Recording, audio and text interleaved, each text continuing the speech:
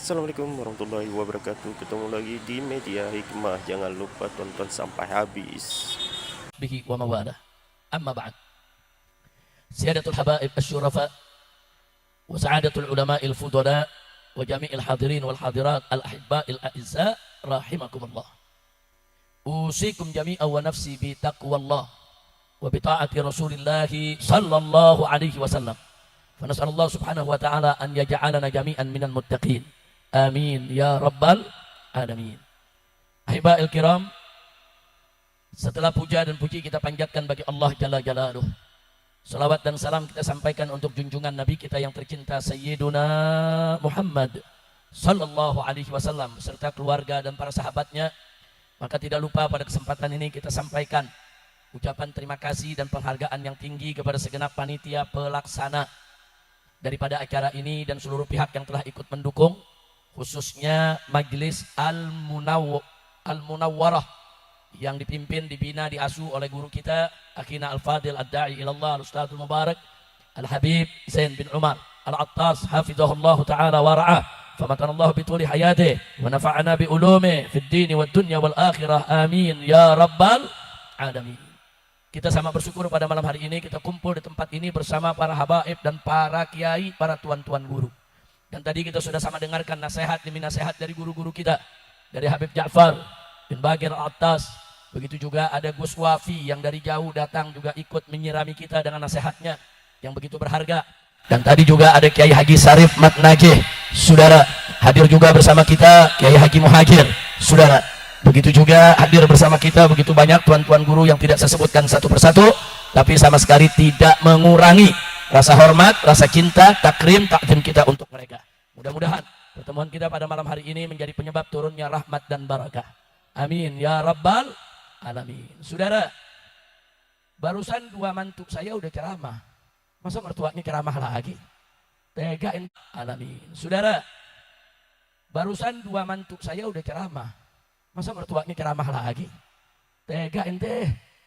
Dari Habib Muhammad bin Husain Attas, Ketua Umum Front Persaudaraan Islam, mantu saya yang kedua. Sedangkan Habib Muhammad Hanif bin Abdurrahman Al-Attas, itu pimpinan daripada HRS Center di Petamburan, saudara, beliau juga mantu saya yang ketiga.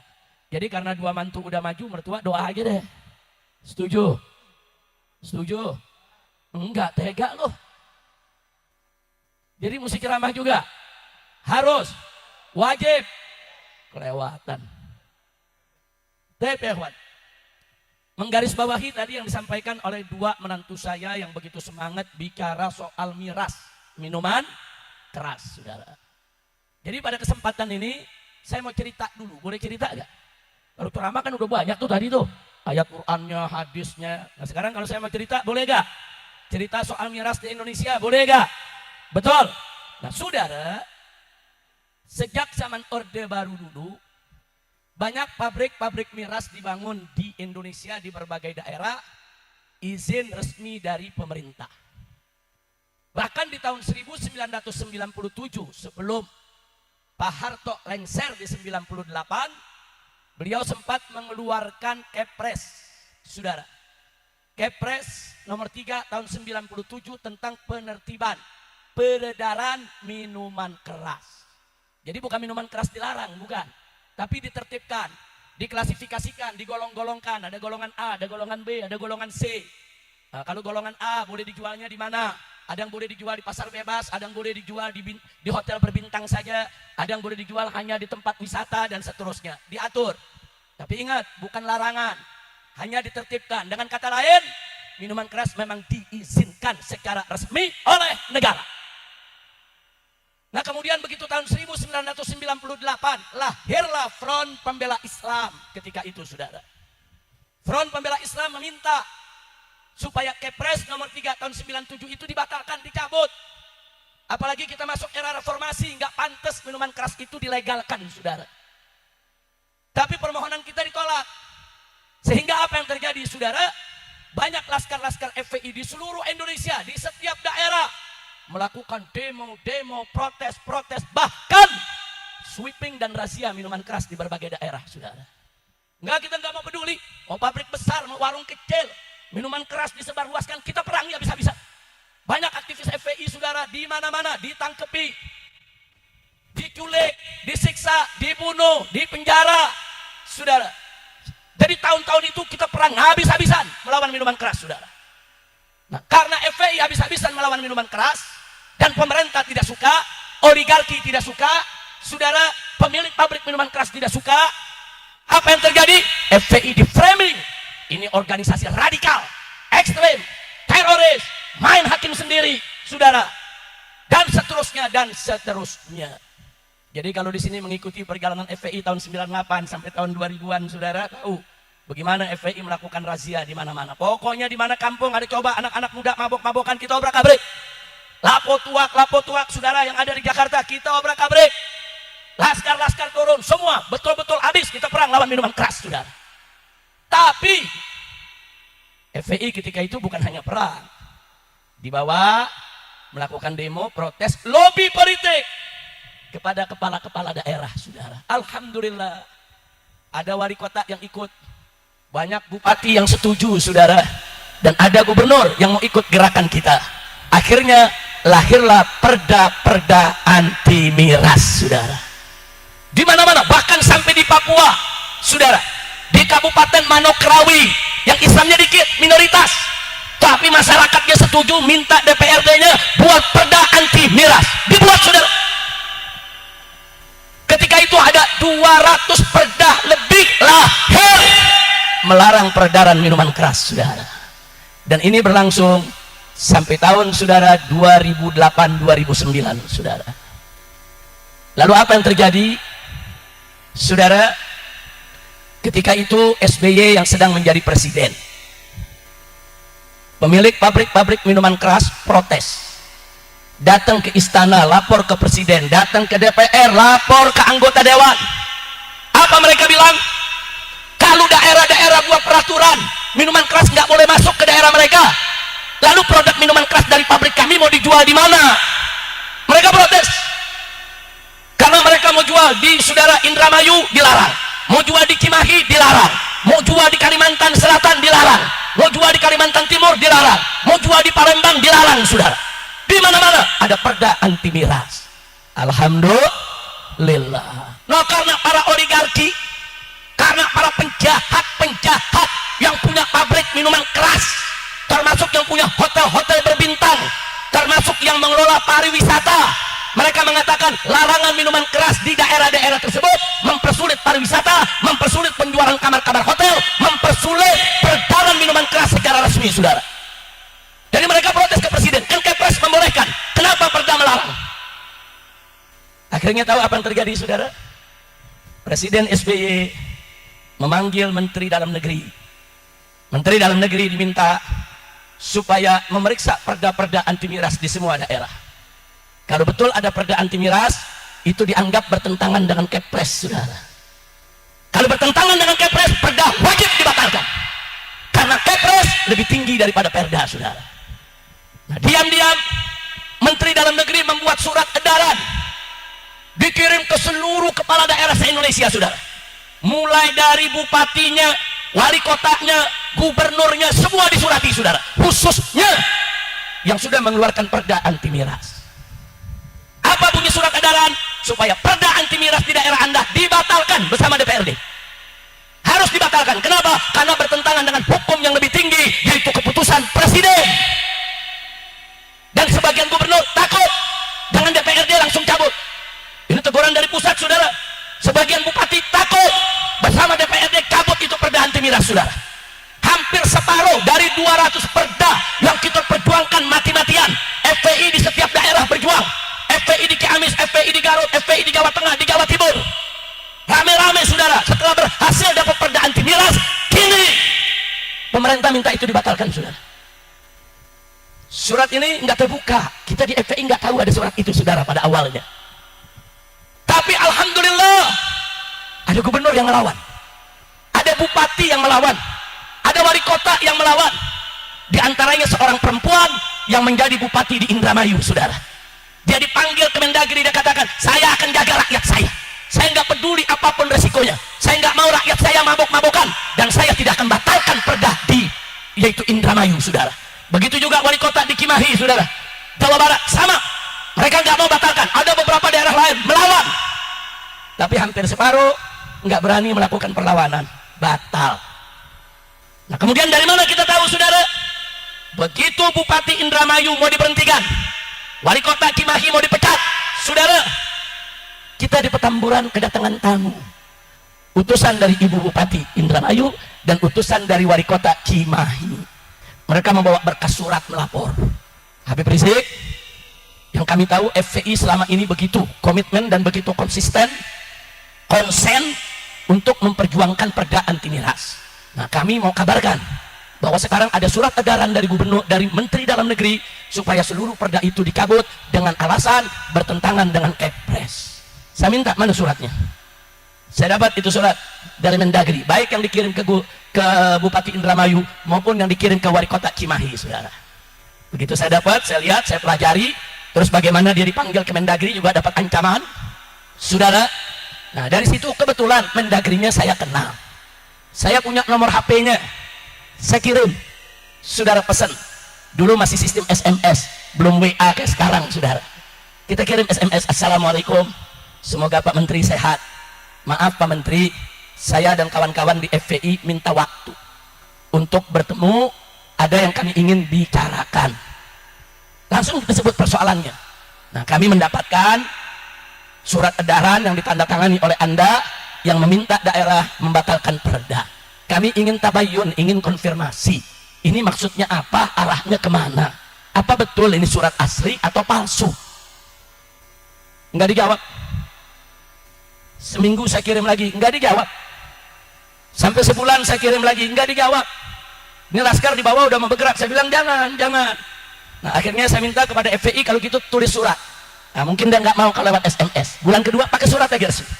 Kirim ke Mendagri, minta waktu untuk audiensi, saudara. Minta waktu untuk ketemu. Enggak dijawab juga sampai 1 bulan. Masuk bulan ketiga, komandan laskar menghadap, baik yang dari Jakarta maupun dari daerah. Habib, maaf, Habib selaku pimpinan kami sudah 3 bulan ini mengupayakan bicara, dialog dengan Mendagri soal surat itu, tidak ada respon. Karena itu maaf Habib, bukan kami membangkang, tapi kalau memang mereka sudah tidak merespon, ya sudahlah, biar kami laskar yang bergerak. Jadi Habib udah nggak usah ikut campur lagi, biar kami bergerak. Nah, akhirnya saudara, saya coba lagi, tetap nggak dapat waktu. Puncaknya laskar dari beberapa daerah bergerak dan menyerang Kementerian Dalam Negeri di Jakarta, saudara. Diserbu. Itu semua gedung tuh kaca yang di bawah hancur semua, saudara. Ribut. Begitu chaos di depan Kementerian Dalam Negeri, kaca pecah, saudara. Ada SMS masuk ke WA, ke handphone saya. Habib, apa bisa kita ketemu? Iya. Dari kemarin kemana lo? Terus dia tanya lagi, Habib, itu kenapa anak-anak laskar kok anarkis? Kenapa kantor saya kok diserbu? Kenapa banyak kaca yang hancur ini?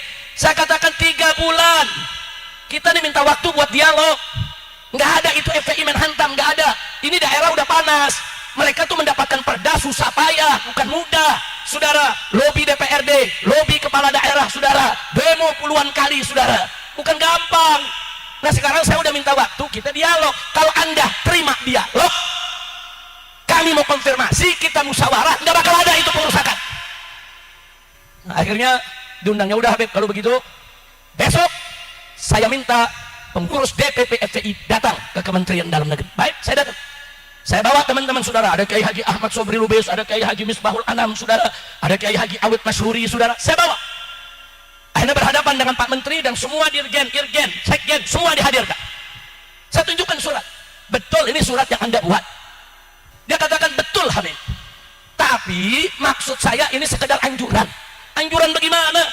Kepala-kepala daerah diancam mau diberhentikan dan ada yang sudah diberhentikan kok. Kalau sifatnya anjuran, kami nggak protes. Silakan aja pemerintah menganjurkan. Tapi jangan dipaksa dong, jangan diancam dong kepala daerah. Nah, setelah berdebat lama, saudara, akhirnya Pak Menteri, saudara, minta dimaklumi. Baik Habib.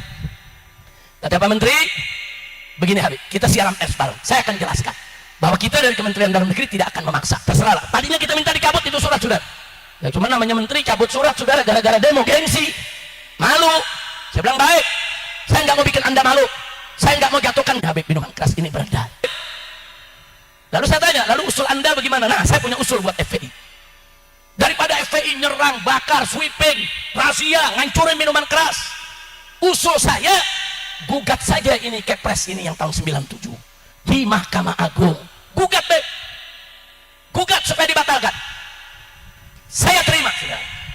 Saya katakan kepada beliau dan seluruh jajarannya, baik, FPI akan menahan diri, tidak melakukan sweeping, tidak melakukan razia, tidak main bakar. Kita stop, kita siap bertarung di pengadilan. Kita bentuk tim, saudara, yaitu kuasa hukum yang dipimpin oleh Haji Munarman, saudara, yang dulu jadi sekjen FPI, saudara, sebelum FPI dibubarkan. Nah, pengacara-pengacara kita kumpulkan, ayo kita gugat. Di tahun 2010 keluar putusan dari Mahkamah Agung, gugatan FPI dikabulkan secara keseluruhan, sehingga Kepres nomor 3 tahun 97 dibatalkan, saudara. Takbir, sallu ala nabi. Bagus tidak? Bagus tidak? Muncul problem, saudara. Apa problemnya? Pabrik-pabrik minuman keras, hotel-hotel berbintang yang dagang minuman keras, seluruh pengedar minuman keras se-Indonesia, saudara, termasuk Departemen Perdagangan yang mengizinkan, Departemen Pariwisata yang mengizinkan, saudara, semuanya mengizinkan minuman keras atas dasar Kepres yang dibatalkan, saudara. Begitu Kepres dibatalkan, maka izin dari Departemen Perdagangan, izin pariwisata, izin perhotelan, saudara, yang membolehkan minuman keras beredar di tempat mereka otomatis batal, gugur, palang kabut lagi mereka, saudara. Akhirnya pengusaha-pengusaha minuman keras lagi-lagi datang ke presiden, saudara. Datang ke presiden, apa mereka bilang? Pak Presiden, nggak mungkin dong minuman keras nggak ada aturannya. Harus ada aturan. Nah sekarang bagaimana kalau nggak ada aturannya? Bagaimana peredaran minuman keras yang di hotel, yang di tempat pariwisata? Bagaimana pabriknya? Semua kan ada izin perdagangan, ada izin bikin pabriknya. Nah ini kok kalau nggak ada Kepres, kalau Kepres ini dibatalkan, sudah dibatalkan, berarti kami tidak punya payung hukum. Lalu apa yang dilakukan Presiden SBY, saudara? Presiden SBY memanggil beberapa ahli hukum, dikumpulkan untuk membuat Kepres baru, saudara. Lahirlah Kepres nomor 74 tahun 2012, saudara. Isi Kepresnya kurang lebih sama antara Kepres yang baru dikeluarkan Presiden SBY dengan Kepres yang dibatalkan oleh MA, kurang lebih sama, hanya diubah judul dan redaksi, saudara. Dulu judulnya penertiban miras minuman keras, yang SBY keluarkan judulnya penertiban minuman beralkohol. Jadi begitu kami protes, apa kata mereka? Miras yang dilarang, minol nggak dilarang. Kurang ajar gak? Ayo saya mau tanya, kurang ajar gak? Lu berani lu bilang presiden kurang ajar? Masya Allah. Saya protes keras. Saya datangi menterinya, saudara, saya tanya, ini bagaimana? Anda yang mengusulkan, menyarankan supaya FPI jangan anarkis, jangan keras, nggak usah demo, nggak usah razia, nggak usah sweeping, supaya FPI ikut jalur hukum. Kami ikut jalur hukum dan kami menang. Begitu kami menang, kalian bikin lagi peraturan baru, cuman beda judul. Nah terus kalau begini bagaimana? Apa jawab Pak Menteri? Ya kalau Habib nggak suka, gugat lagi. Inna lillahi wa inna ilaihi rajiun. Sudahlah, saya tanya ke beliau. Lalu kalau saya gugat, terus saya menang lagi. Nanti toto presiden yang baru bikin lagi peraturan Kepres lagi diizinin. Terus sampai kapan?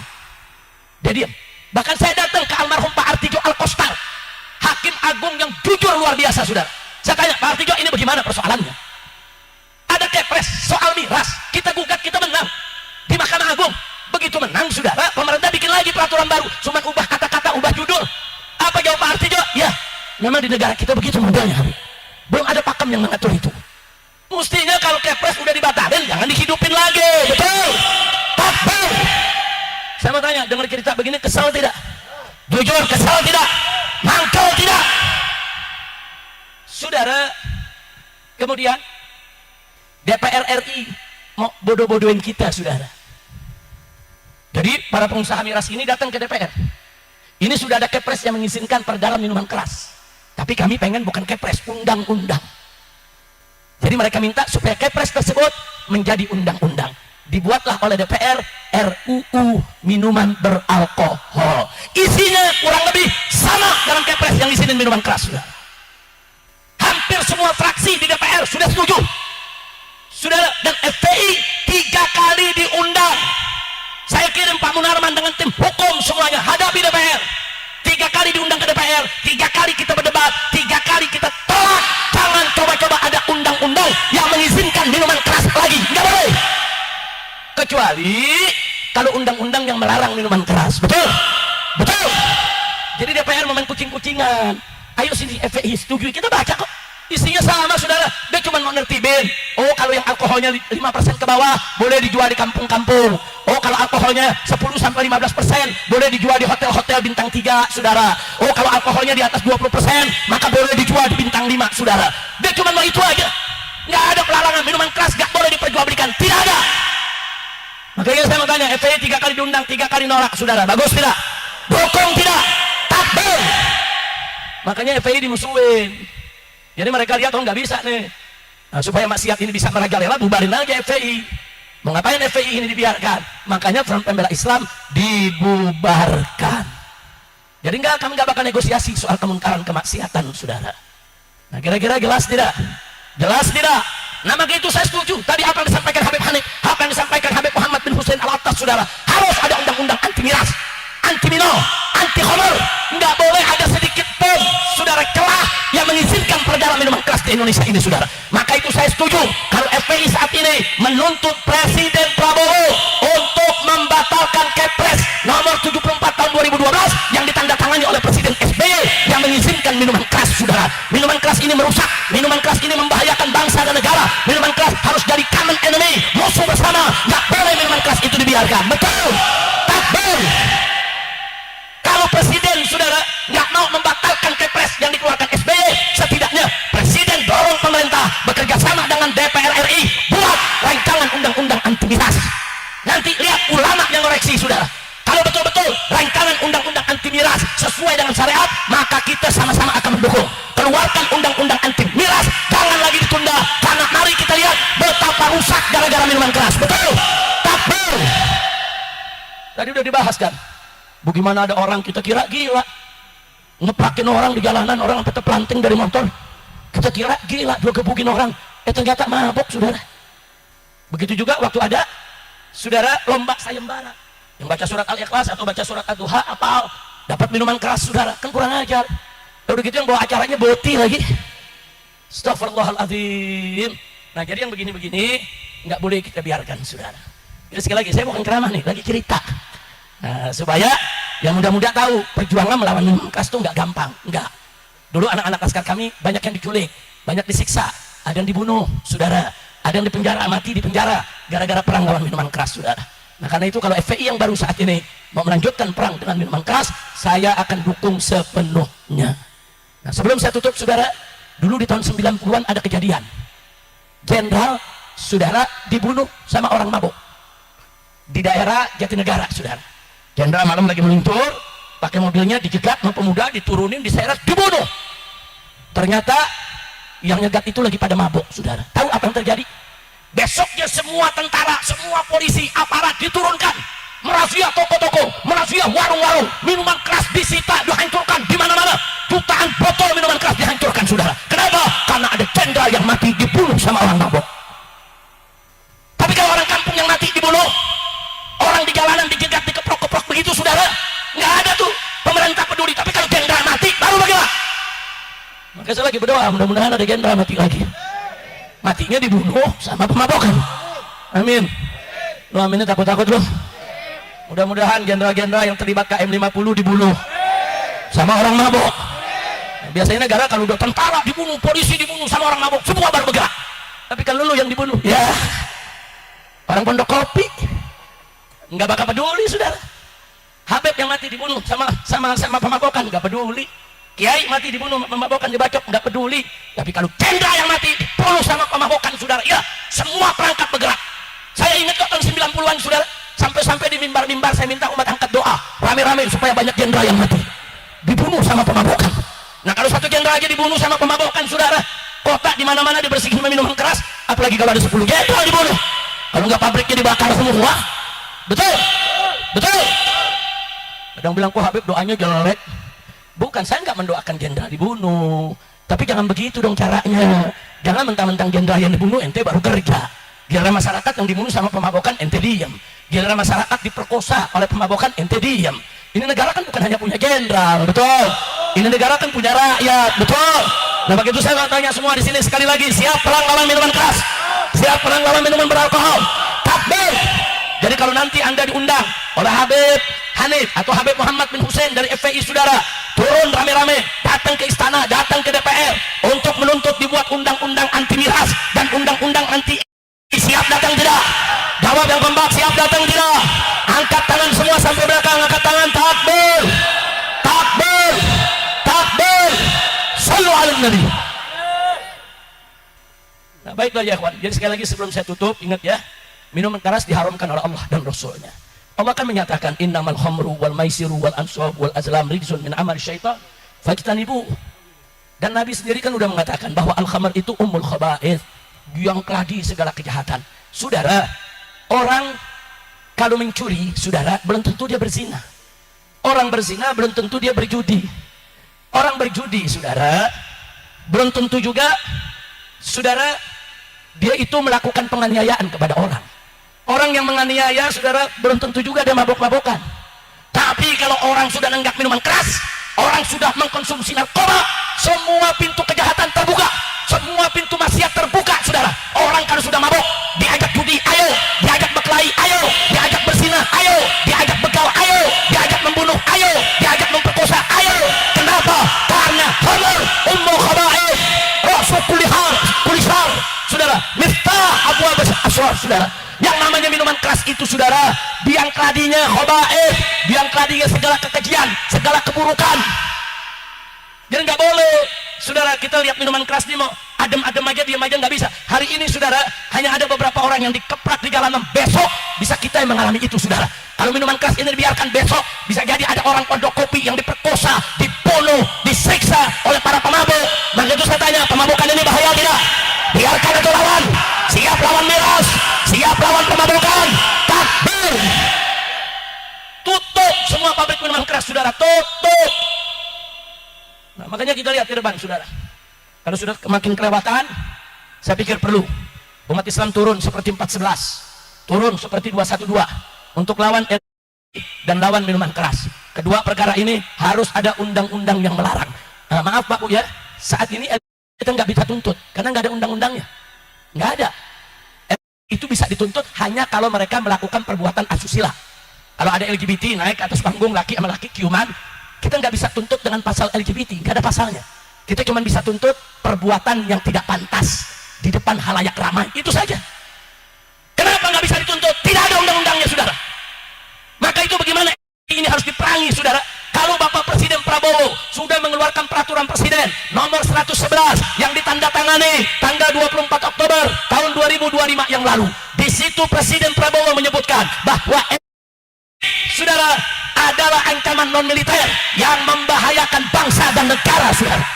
Ini perpres sudah bagus, sangat bagus, kita dukung. Mestinya DPR, saudara, kalau Presiden sudah membuat peraturan semacam itu, DPR cepat tanggap. Mestinya DPR proaktif.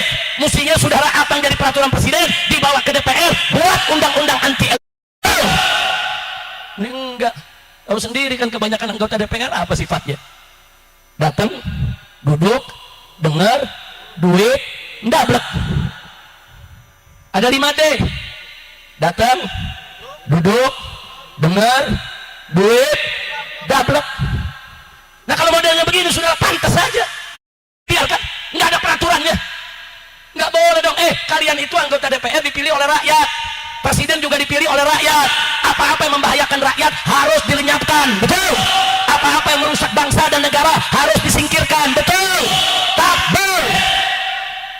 Nah, jadi nggak boleh dibiarkan, saudara. Nah, jadi baik dari ayat Quran maupun hadis Nabi, saudara, baik itu soal miras maupun soal, saudara, udah jelas kok itu dilarang. Nah, apa yang dilarang oleh Allah dan Rasulnya wajib negara berdasarkan ketuhanan yang Maha Esa ikut melarang apa-apa yang dilarang oleh Allah Subhanahu wa Ta'ala, betul. Takbir. Dulu awal-awal tahun 2000-an, saudara, saya diundang ke DPR. Apa DPR bilang? Habib Rizik nggak apa-apa ini FPI. Pabrik minuman keras diserbu, tempat pelacuran diserbu, minta ini ditutup, itu ditutup. Habib Rizik mesti tahu ya, ini anggota dewan. Indonesia ini bukan negara Islam, Jadi nggak usah lah nuntut-nuntut begitu. Jawab jangan. Jawab jangan. Kapan? Tahun depan. Udah capek nih. Udah mau jam 1. Udah lanjut. Jawab. Saya jawab depan anggota DPR, saudara. Pak, tunggu dulu. Indonesia ini memang bukan negara Islam. Tapi Bapak juga mesti tahu, Indonesia ini juga bukan negara setan. Indonesia ini negara berketuhanan yang Maha Esa. Baca itu sila pertama dari Pancasila yang menjadi dasar negara Republik Indonesia. Anda tahu gak arti ketuhanan yang Maha Esa? Tadi sudah dipaparkan oleh Habib Muhammad bin Hussein, saudara atas. Kalau ketuhanan yang Maha Esa itu menjadi sila pertama dari Pancasila, berarti bangsa dan negara Indonesia wajib menjunjung tinggi nilai-nilai luhur ketuhanan. Saya mau tanya kepada anggota dewan yang katanya terhormat. Saya tanya di situ juga, apakah pelacuran itu sesuai dengan nilai-nilai luhur ketuhanan? Apakah minuman keras itu sesuai dengan nilai-nilai luhur ketuhanan? Apa korupsi itu sesuai dengan nilai-nilai luhur ketuhanan? Saya nggak nuntut negara Islam. Saya nuntut negara ini menjalankan dasar negaranya, yaitu ketuhanan yang Maha Esa. Betul? Betul? Takbir. Terus kita kasih tahu lagi begini, Pak. Kalau Bapak mau tetap pelacuran boleh, minuman keras boleh, judi boleh, berubah aja sila pertamanya, Pak. Jangan ketuhanan yang Maha Esa, bikin kesetanan yang luar biasa. Nah, kalau Bapak robah jadi kesetanan yang luar biasa, saya nggak kaget kalau maksiat diresmikan, maksiat dilegalkan. Diam dia, saudara. Nah, sekarang saya mau tanya yang hadir sini, saudara. Dasar negara Indonesia ketuhanan yang Maha Esa, bagus tidak? Dukung tidak? Betul? Kira-kira kalau diganti dengan kesetanan luar biasa, mau tidak? Rela tidak? Enggak, saudara, karena kita ini masyarakat Islam memang yang menjunjung tinggi ketuhanan yang Maha Esa. Siapa Tuhan yang Maha Esa? Jawab yang kompak, siapa Tuhan yang Maha Esa? Siapa yang Maha Esa? Siapa yang Maha Besar? Siapa yang Maha Suci? Siapa yang Maha Agung? Takbir. Sallu ala Nabi. Kira-kira jelas gak? Ada pejabat lain, anggota dewan yang ngusulin. Begini Habib Rizik. Habib Rizik ini dengan FPI harus berjuang secara elegan. Kalau memang ada tempat-tempat pelacuran mau ditutup, mestinya Habib ambil itu pelacur, dididik, dibina. Anak-anaknya masukkan pesantren, dibiayai. Nanti ibu-ibu yang jadi pelacur, setelah dibina kasih kerjaan, kasih modal. Jadi mereka nggak melacur lagi. Begitu Habib, bukan diserbu, diobrak-abrik.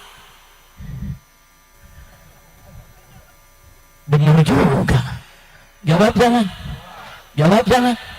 Saya jawab, itu yang namanya mensejahterakan rakyat, menanggung fakir miskin, saudara, menjamin itu semua orang-orang yang tidak mampu, itu tugas negara, bukan tugas kiai. Kalau Anda nyuruh saya begitu, boleh, saya dulu yang jadi presidennya. Betul? Betul?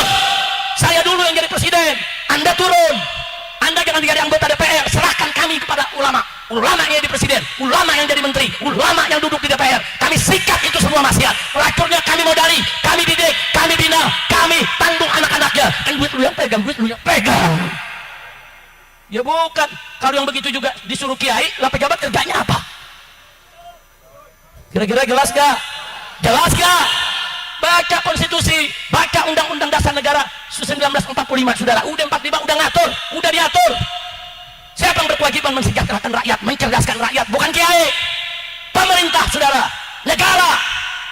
Nah, jadi kalau ulama-ulama, saudara, tugasnya ya mencerdaskan keilmuan agama, menjaga moral, menjaga akhlak, amar ma'ruf, nahi munkar, dakwah. Itu tugas ulama. Nah, sekarang saya bilang tukeran deh. Ente yang dakwah, Anda yang jadi pemerintah. Nah, kalau Anda yang jadi pemerintah, Anda galakin tuh. Fakir miskin, kita sediain tempat tinggal, kita sediain dana pendidikan. Kan ente yang digaki, kan ente yang jadi pejabat, kan ente yang mesti selesaikan itu. Kenapa ente tuntut anak? Kira-kira jelas gak? Paham gak? Ini pejabat-pejabat model begini, saudara, pejabat-pejabat nggak bertanggung jawab. Mudah-mudahan ke depan nggak ada lagi pejabat semacam itu. Amin. Amin ya Rabbal Alamin. Maka itu kita akan dorong Bapak Presiden kita yang tercinta, terhormat, Bapak Presiden Prabowo, bagaimana beliau bisa menekan, mendesak DPR RI untuk segera, saudara, menerbitkan, mengesahkan undang-undang anti dan undang-undang anti minuman keras. Setuju? Dukung? Takbir? Nah baik, Habib Hanif masih ada. Habib Hanif, ayo maju ke depan Habib Hanif. Nah, ini kita tutup dengan sholawat sekaligus lagu 17 Agustus. Ya silakan Habib Hanif. Ayo semua sama-sama. Siap perang lawan miras. Siap perang lawan. Takbir. Ayo sama-sama kita goncangkan malaka dengan sholawat semuanya. Allahumma على سيدنا محمد وأشهد الظالمين الله الله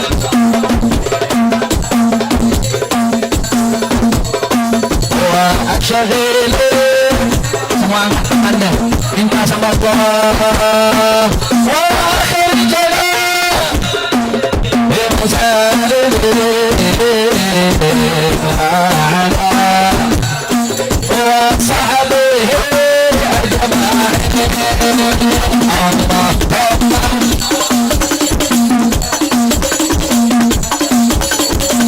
وأشهد barangnya mana?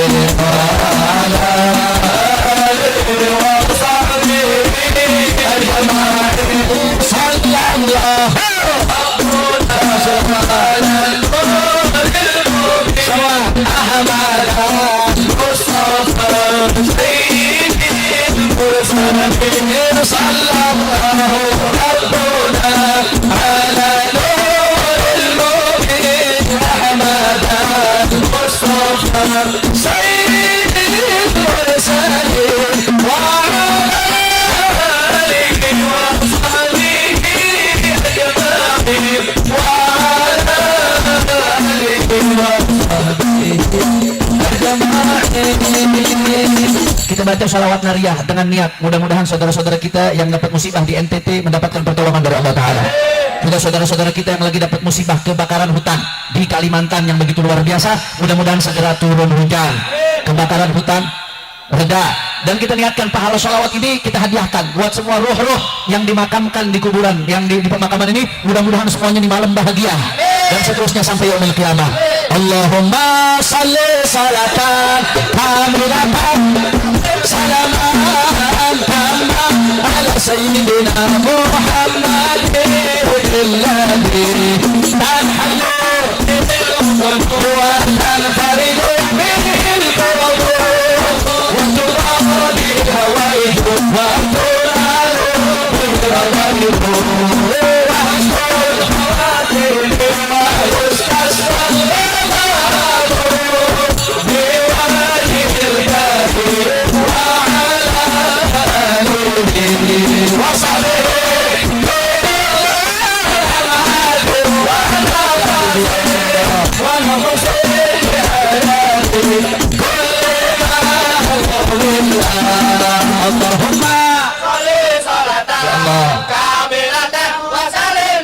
Rasulullah Muhammadin alladhi tanhalu wa tanfaridu ya Rabb farij kurubana waqdi hawaijana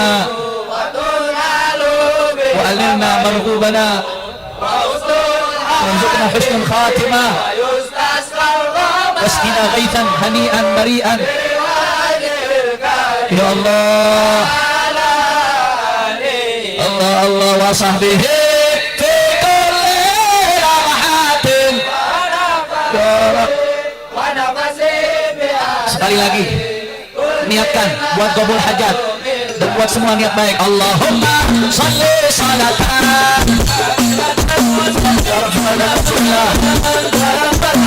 sayyidina Muhammadin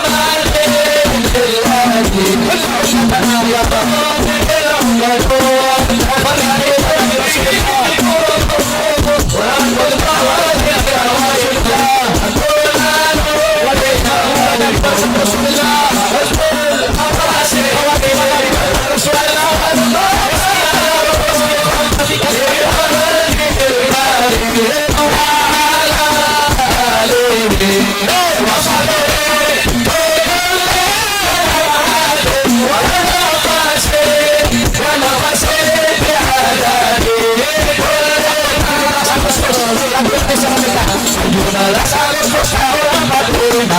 itulah hari kemerdekaan kita, hari merdeka para bangsa, hari lahir kita semua. Sekali merdeka tetap merdeka, selama hayat masih bukan kembali. Kita tetap sedang membela Indonesia. Kita tetap sedang membela negara kita. 17 Agustus dari Al Munawwarah buat Indonesia. Nusa dan bangsa. Angkat tangan semua. Merdeka, sekali merdeka tetap merdeka, selama hayat masih di kandung badan. Kita tetap setia membela Indonesia. Kita tetap setia membela negara kita.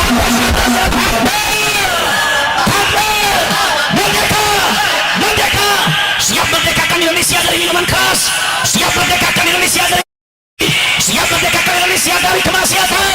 Takbir. Sallu ala Nabi. Sallu ala Nabi. Bu, ibu, bu, baca selawat enak gak bu? Pak, bapak, anak muda pak, barusan bawain 17 Agustus enak gak? Alhamdulillah. Mudah-mudahan malam hari ini semangat keagamaan kita dan semangat kebangsaan kita bangkit untuk kita jaga NKRI kita bersama, insya Allah. Baiklah, sampai di sini saya punya ceramah, tapi saya mengundang dulu, boleh gak? Boleh gak? Nah, malam ini saya datang ke undangan Anda. Saya undang Anda hari Senin, besok hari Senin tanggal 24 Agustus kami akan menggelar Maulid Akbar Nabi Muhammad Sallallahu Alaihi Wasallam di Petamburan, Tanah Abang. Pagi jam 8 sampai jam 12 siang buat ibu-ibu, khusus perempuan. Sedangkan malam, yaitu ba'da sholat maghrib atau awal isya, khusus untuk laki-laki, untuk kaum bapak dan pemuda. Siap datang tidak? Siap datang? Siap hadir? Nah, ada kabar gembira. Khusus tanggal 24 Agustus, tempatnya di Petamburan. Bagi mereka yang membeli tiket kisah Rasul, ada harga promosi khusus atau diskon spesial. Siapin aja duitnya beli tiket. Nah, kalau beli tiketnya di malam memang belum dapat tuh diskonnya. Nah, kalau hari Senin tapi belinya mesti ada di Petamburan. Itu siap sediain tuh, ada sekian 5-6 titik. Silakan beli di sana, ada diskon khusus, insya Allah. Baik, saya mau tanya sekali lagi, siap hadir? Hari apa? Hari apa? Tanggal berapa? 24 bulan. Di mana? Di mana? Sekali lagi di mana? Kenapa saya ulangi? Jangan sampai salah sebut. Petamburan, bukan Petempuran ya. Apa namanya? Loh, kok Habib bisa takut salah sebut? Bukan apa-apa. Dulu ada jenderal, saudara. Dia salah baca, dia baca Petempuran. Kemudian dia bawa pansel, dia bawa prajurit, dia bawa senjata, dikepung Petamburan, saudara. Dia menakut-nakutin saya sekeluarga sekampung, saudara. Begitu nggak ketemu saya, baliho saya dimusuhin. Iya, lu tahu orangnya nggak? Tahu gak orangnya? Nah, itu gara-gara apa? Gara-gara dia baca Petempuran, bukan Petempuran. Apa namanya? Apa namanya? Siap hadir, siap datang, takbir. Nah, saya tunggu kedatangan Anda insya Allah di Petamburan. Itu saja.